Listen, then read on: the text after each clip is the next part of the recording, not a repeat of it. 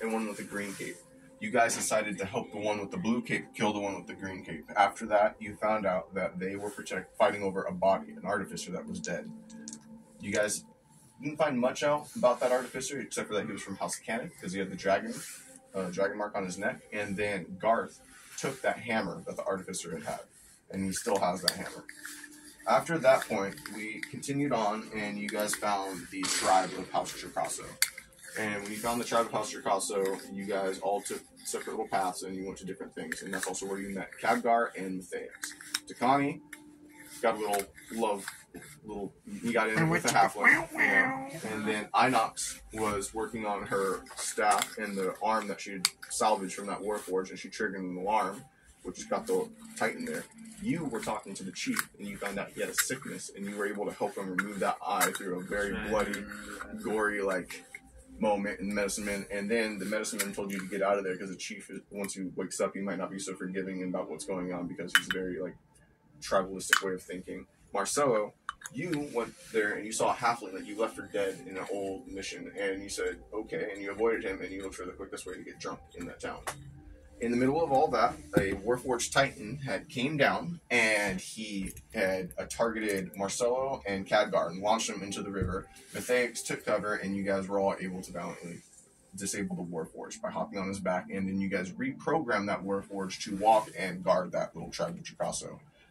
Amidst all this, a scout came back and said that he had found a dead Triceratops, the one that Eddie had killed in the previous mission, and he gave you guys some food and steaks for it.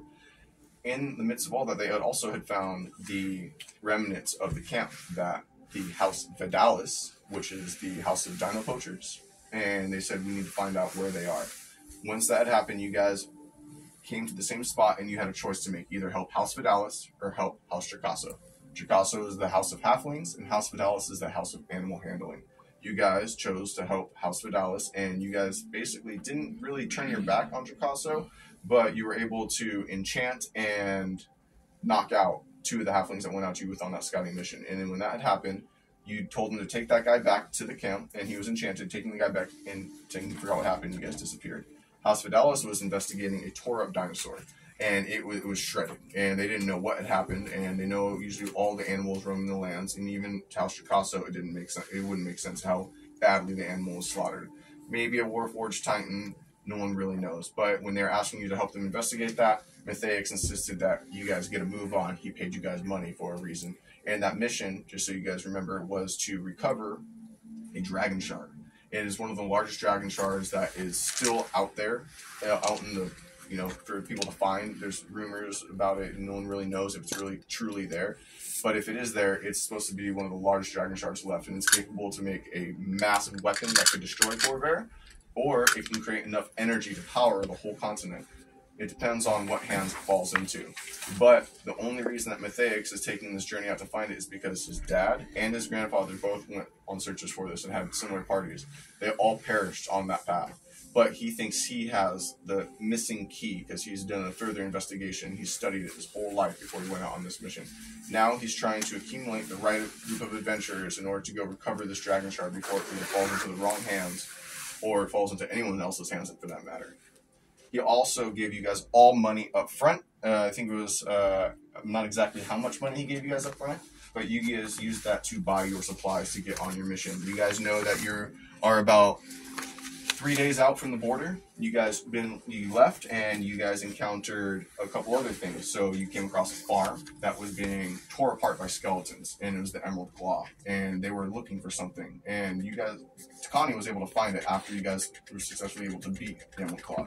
Takani found a scroll. It was a scroll of Raised Dead, and it's, if anyone knows how spells work, you can either use it and the spell will initiate and the scroll will break, or you can read the scroll and you can learn the spell if you actually have the time to study it. Mm-hmm. Oh, nice.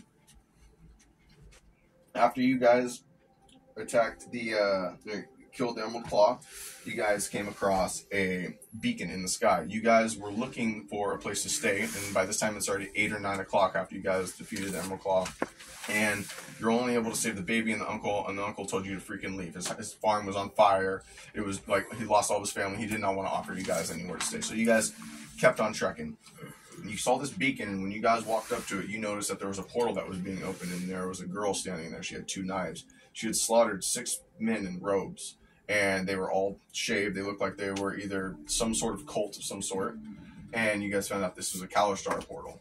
Immediately, Garth said, no planning, he ran into it. When he ran into it, a lightning strike zapped from the portal, launching him unconscious. He has a scar that's still, or not a scar, it's a wound that stretches from his bottom of his torso to the top of his head, and it's still bleeding, and he's still unconscious, and he's on the back of the horse. You guys were able to defeat the Korai and close the portal, and olive through Garth on the back of the horse, and you guys are now leaving. This horse that you guys have is the only horse that Takani was able to save from that farm that was being destroyed by the Emerald Claw.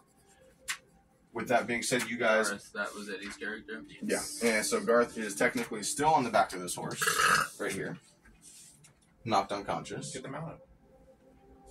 Well, the time will come. And then we also have in the same end of that mission of the Emerald Claw, a Velociraptor egg hatch that Khadgar had got. And this was one that was given to him by the same scientist that helped Inox work on that rifle that you guys made that has the warlock symbols. By the way, that burn on your hand is now starting to scar, and it is definitely, like you can see there is defined symbols. Your hand is basically, picture if Oh, the rifle I have is actually the one I made from the robot. The robot? I have a staff, that the warlock staff that burns my hands. Didn't you fuse them? No, I did it with the robot hand that did that blast, Yeah. and I charge it with crystals. And you charge it with crystals, but didn't you fuse the rifle with the warlock staff? No, the warlock staff is separate. Okay, well, that staff, those burns on your hands are scars now on your hands, so you can't. Well, you're not gonna. I don't know how you're gonna get rid of scars in the game. So you are scarred on your left hand, and that leaves us to the point. Can I not use my left hand? Oh, you can.